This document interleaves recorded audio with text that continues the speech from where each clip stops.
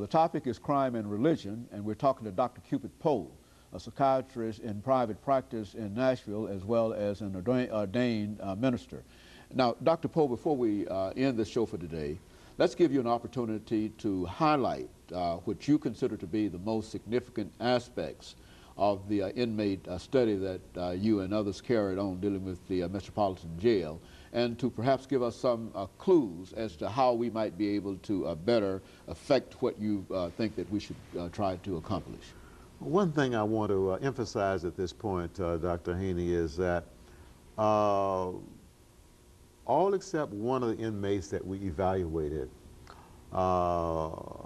had a significant degree or was suffering from a significant degree of self-hate.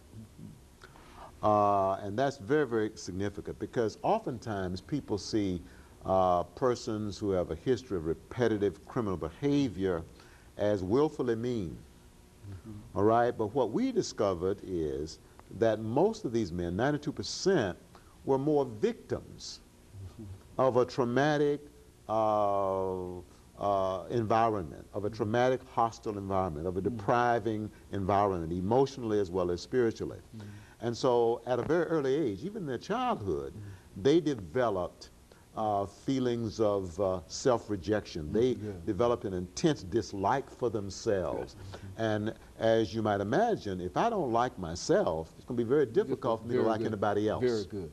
And so persons who suffer from self-hate, and many people in our correctional institutions, I'm convinced, based on our limited study, do have this problem of very low self-esteem, and some even extremely low self-esteem, and that adds up to self-hate. And so then their behavior then is destructive, not only towards others, but it's destructive towards themselves.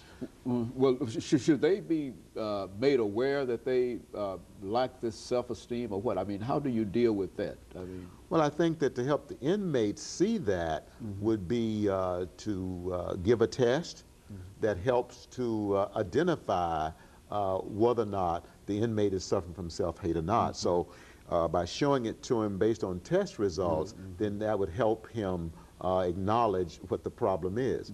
Now, the other thing I want to highlight here is, based on our study of the inmates, we found that the source of their self-hate was primarily a lack of spiritual nurture and guidance in the home.